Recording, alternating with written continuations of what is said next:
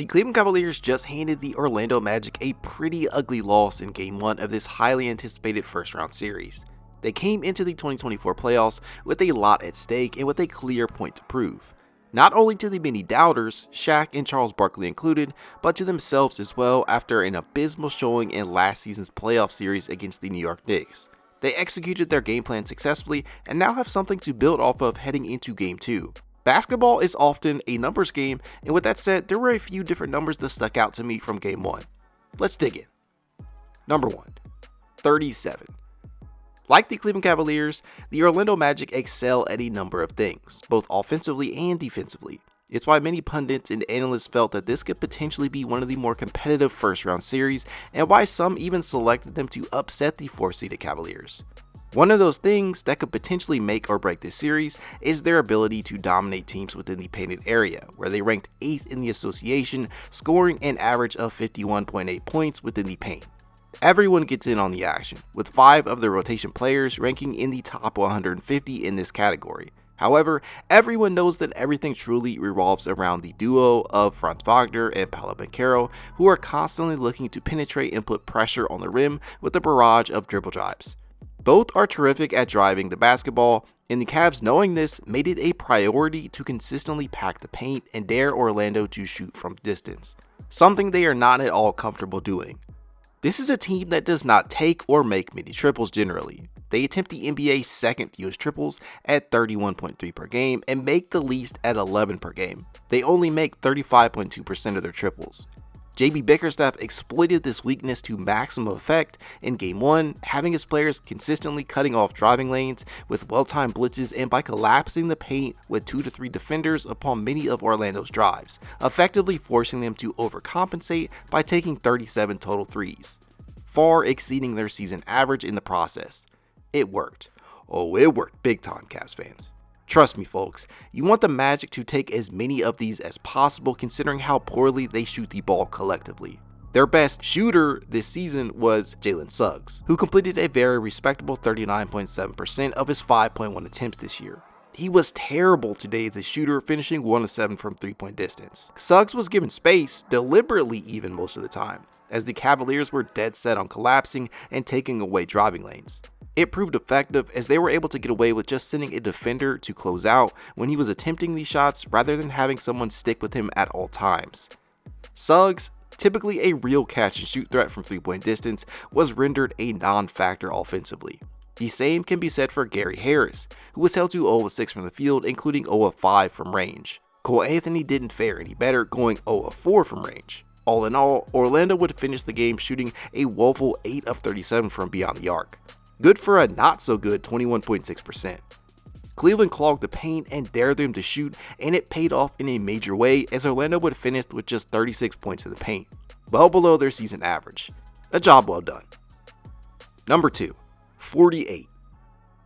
Conversely, Cleveland, who has revamped their offense a bit this season, operating with a much more perimeter-centric mindset, beat Orlando at their own game. The Cavs would score 48 of their 97 total points within the painted area, with 7 different players contributing in this regard. The primary antagonists in this tale of domination were Jarrett Allen, Evan Mobley, and Donovan Mitchell, who scored 12, 8, and 14 points respectively in the paint. They did it in a variety of ways. Allen constantly put himself in the best possible position to receive the ball, whether it be off of a timely cut to the basket. George Niang has checked in for the Cavs, as has Karis LeVert. Mitchell, oh, pretty move and a drop off to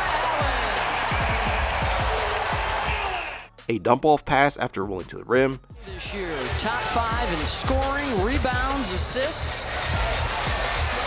Looking for a dime here, and he gets one. Timeout, Orlando. Or simply a putback opportunity. Going offensively. Mitchell down the lane. He missed the layup. Allen's second chance points for the Cavs. Mobley behaved in much the same way, rolling to the rim and putting himself in a great position to receive the ball. They made their presence felt down low, but a huge catalyst in their paint-dominant performance was the dribble penetration and defensive attention that Cleveland's ball handlers was able to generate. Whether it be Donovan Mitchell, Darius Garland, or Karis LeVert, Allen and Mobley consistently made themselves available as outlets down low. Donovan Mitchell antagonized Orlando within the paint by taking them off the dribble and driving right into the heart of the defense. He was highly successful in doing so, scoring at will, often no matter the defender. He was being collapsed upon and still managed to eat the contact and put the ball in the net, using an array of spin moves, hostage dribbles, and crossovers while doing so. He finished with a game-high 30 points, looking exactly like the Donovan Mitchell we've come to love each and every game.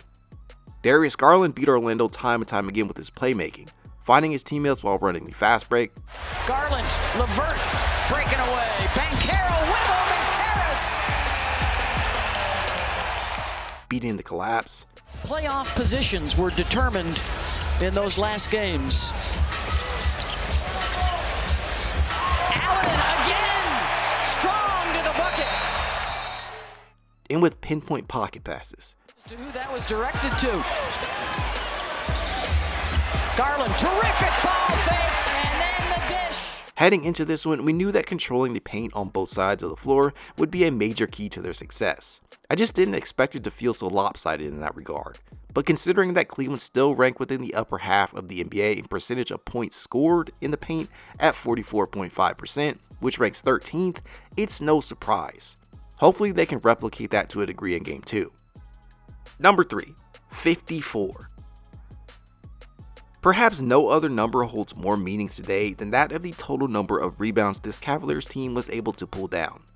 Cleveland won the battle of the boards pretty convincingly at 54-40.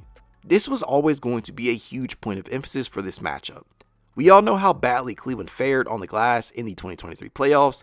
It was a major flaw that got exposed by Mitchell Robinson, Isaiah Hartenstein, Josh Hart, and more of the New York Knicks. And after finishing the 2023-24 season, ranked just 17th in the association in rebounds per game at 43.3 boards per contest, all eyes were going to be focused on this area specifically. Make no mistake, despite the traditional stats suggesting otherwise, the Orlando Magic are a very solid rebounding team, finishing with the NBA's 4th best rebound percentage at 51.5%.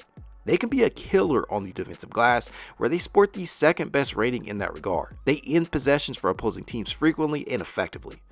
Cleveland was going to have to overcome the playoff demons of last year and pull down some damn boards if they were going to win this series. Game 1 proved that they have what it takes to get the job done. They absolutely crashed the glass. The box outs were clean and crisp, the positioning was phenomenal, and the hustle was apparent by more than few Cavaliers. The physicality on display was a sight to behold in my opinion, and this can all be traced back to the Cavs' game plan of packing the paint and forcing Orlando to shoot the perimeter shot. You will notice on many of these rebounds, Cleveland actually has 3 to 4 players in position to box out and secure the board, while Orlando was often forced to retreat or forgo crashing the glass entirely. Again, this part of the game plan was executed flawlessly. Credit to JB Bickerstaff for enforcing it. And they didn't just crash the glass on the defensive side either. There was a real effort from the non-bigs in this one, something we didn't often see last year. Jarrett Allen led the pack in Game 1 by pulling down 18 rebounds, which tied for 5th most in Cavs playoff history with the likes of LeBron James and Zydrunas Ilgauskas. It was clear as day that he wanted to prove a point, with that point being that he ain't soft. Well, you did it, big guy. Time to keep it rolling though. Number 4, 26.7. For all the talk surrounding the Cavs' inability to rebound in last year's first round series, what wasn't talked about enough is how poorly they shot the basketball, especially from 3-point distance where they shot a combined 32.7%. That ranked 12th out of the 16 playoff participants. It was a determining factor in their downfall. They knew this and decided to make it a point of emphasis heading into the 2023-24 offseason period, acquiring both Georges Niang and Max Strus, both of which came into town as 2 of the NBA's better volume shooters. Both struggled with their shots at points during the regular season, but still provided a ton of gravity that was previously non-existent for this team. They would combine for 1 of 11 from 3-point distance in Game 1. It got bad really quickly, as after starting the game 5 of 5 from range, they would quickly miss their next 18 attempts. That's a time spanning from the 7:39 minute mark in the first quarter to the 11:41 minute mark in the fourth.